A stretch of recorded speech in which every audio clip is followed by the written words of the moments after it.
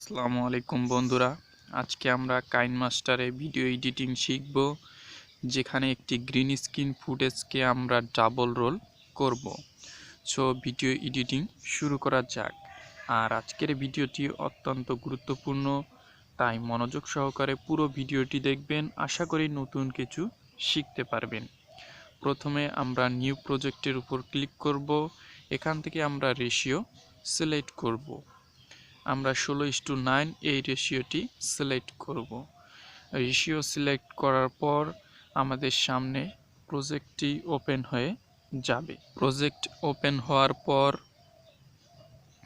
মিডিয়াতে ক্লিক করে মিডিয়া থেকে আমরা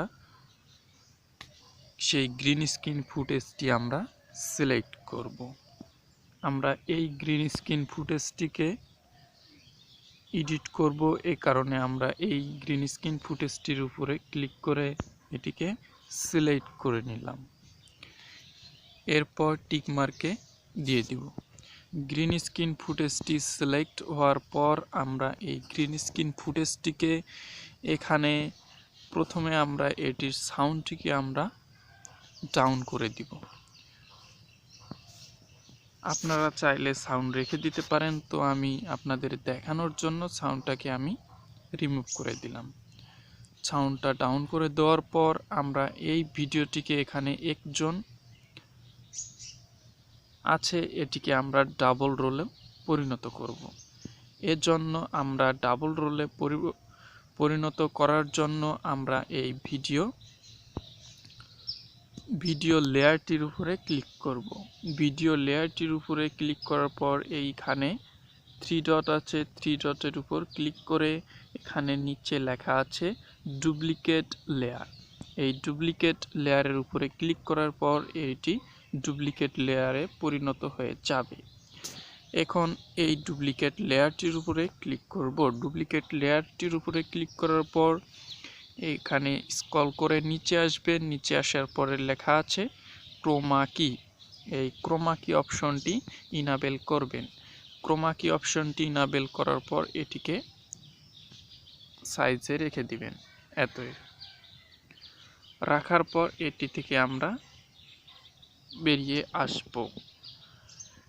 এখন দেখতে পাচ্ছেন এখানে ডাবল রোল চলে এসেছে।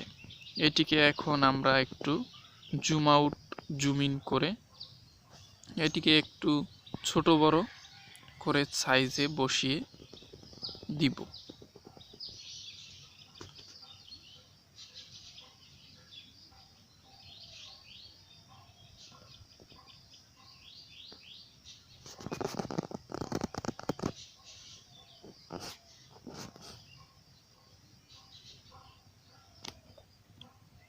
আমরা এই সাইজটিতে এই ভিডিওটিকে রেখে দিব।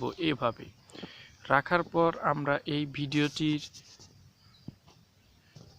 শেষের যে একটু অংশ আছে, এই ভিডিওটি আমি ক্যাপকাটের মাধ্যমে গ্রিন স্ক্রিনে পরিণত করেছিলাম, তাই শেষে ক্যাপকাটের লোগো রয়েছে। সো আমরা এখান থেকে এই ক্যাপকাটটিকে আমরা রিমুভ করে দিব। এই লোগোটিকে আমরা ডিলিট করে দিব, কেটে দেব। এর জন্য আমরা এখানে রেখে এখান থেকে আমরা ক্যাপকাটটিকে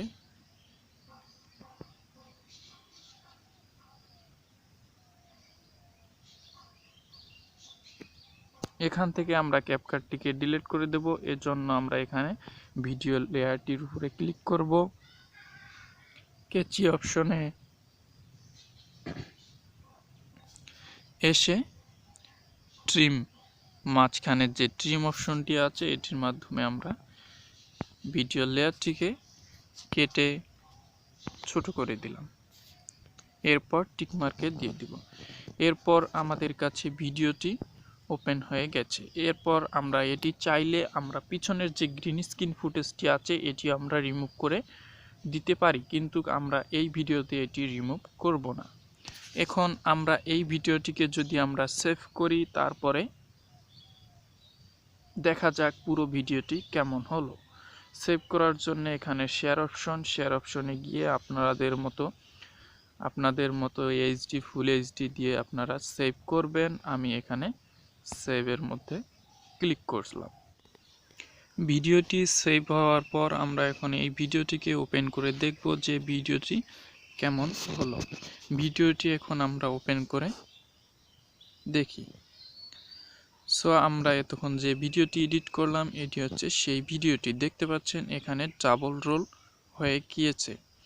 আপনারা চাইলে এভাবে একটি ভিডিওকে আপনারা কপি করে ডাবল রোলে পরিণত করতে পারেন। আপনারা যদি চান তাহলে কমেন্ট করে জানিয়ে দিন, আমি আপনাদেরকে দেখাবো যে ডাবল রোলে কিভাবে কথা বলবেন অন্য আরেকজনের সাথে, অথবা আপনি নিজের সাথে নিজে কিভাবে কথা বলবেন এটি নিয়ে ডাবল রোল নিয়ে ভিডিও তৈরি করব। তো আজকের ভিডিওটা এটুকুই, আশা করি নতুন কিছু শিখতে পেরেছেন। আজকের ভিডিওটি যদি ভালো লাগে তাহলে অবশ্যই ভিডিওতে একটা লাইক করবেন, কমেন্ট করে জানিয়ে দিবেন কেমন লাগলো। আর আপনাদের একটি কমেন্ট আমাদের অনেক অনুপ্রেরণা জাগায়। সো আপনি একটি অনুপ্রেরণামূলক কমেন্ট করে ভিডিও তৈরি করার আগ্রহ বাড়িয়ে দিবেন। আর আমার এই চ্যানেলে যদি প্রথমবার এসে থাকেন তাহলে অবশ্যই চ্যানেলটি সাবস্ক্রাইব করে এই পরিবারের সদস্য হয়ে যাবেন।